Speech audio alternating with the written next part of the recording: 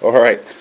So now we're going to we're going to want to not only delay the video, but we're also going to delay the audio.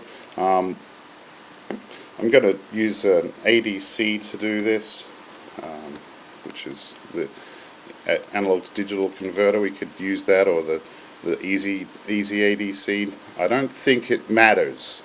There you go. And a couple of delay lines. So new tap in with some kind of large number. We don't care. 10,000. Yeah, that'll give us a good 10 seconds delay. I think that's probably about the length of this delay here. Just guessing. And another new object, whenever we have a tap in, of course we need at least one tap out.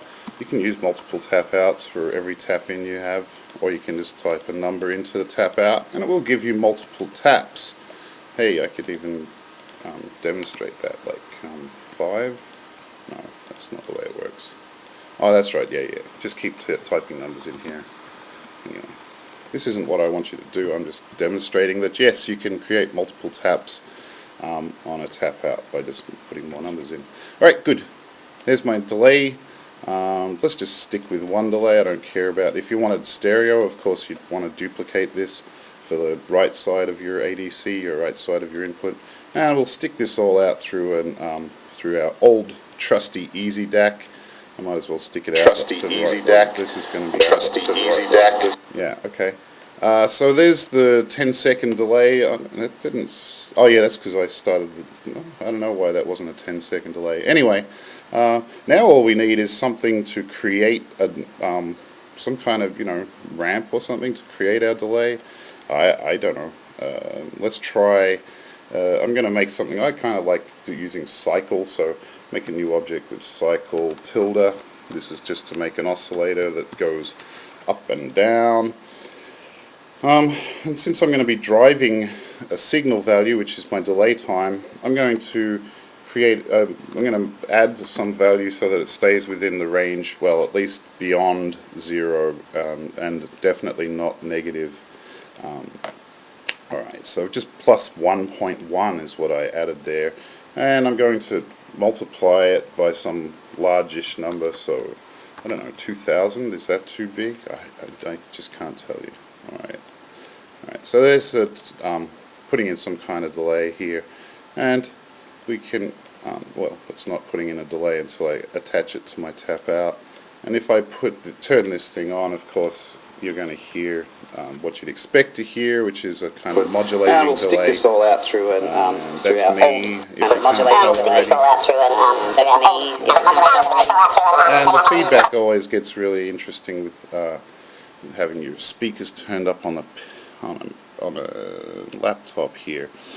The next thing I'm going to want to do is to make this is kind of the tricky part, not really tricky, but I'm going to want to use the frame rate. I'm going to want to measure that frame rate so I can keep it in sync with my audio over here.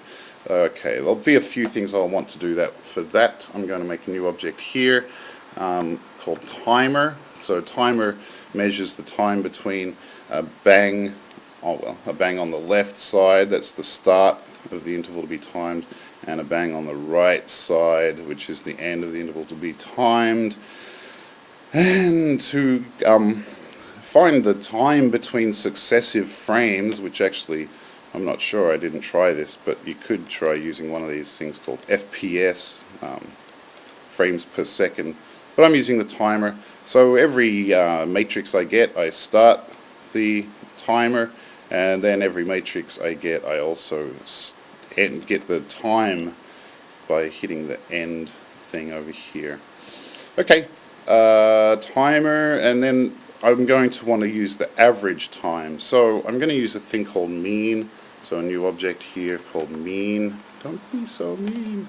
And if I get the help on mean, I can find what I need here, which is, again, I option clicked the mean object, or if you're on a Mac, on a PC, it would be alt clicking that object. And this is something I actually use quite often, which is this little averaging machine over here. So I'm going to grab everything, including the the mean object, the pack, the bucket, and the zero. As it says here, this is a neat way to create a 12 or create a an average of the last 12 numbers received. Very nice. So I'll just stick that in here. Hey, didn't I copy that? No, I didn't. Okay, I'm going to option click that again.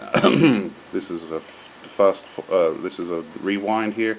I'm going to copy that stuff there, close that, and then I'm going to actually paste it. So Command C and Command V for those of you who really have never used a computer before. Alright, so this is going to keep, if I use this timer value here, this will be an average coming out of my mean of the last 12 time values that we received. Okay, this isn't all over yet, believe it or not. I'm going to make a new object over here to send, S for send. I'm sure we've used this before, maybe.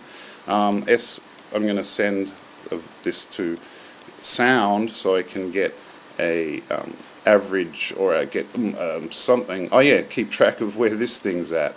I want to turn that into some kind of floating point value to use it as a point in my output matrix, or to determine which output matrix to use. Okay, so I'm going to just copy this, duplicate it, hold down my Alt or Option key while I drag, and I'm going to receive that bang, which is the bang that happens every matrix that's different. And I'm going to use an object here called snapshot to turn basically this signal value here into a control value by banging it. Alright, there's the bang. Couple more things I want to do here, not many. I'm going to now, what am I going to do? Oh yeah, that's right, I'm going to divide my time value by this average value, which will be the time that the delay is divided by the number of frames, kind of average number of frames between matrices. If that makes sense to you, like let's say I have a time here. Let's make a divide by object just for the fun of it. Use floating point. I don't know why.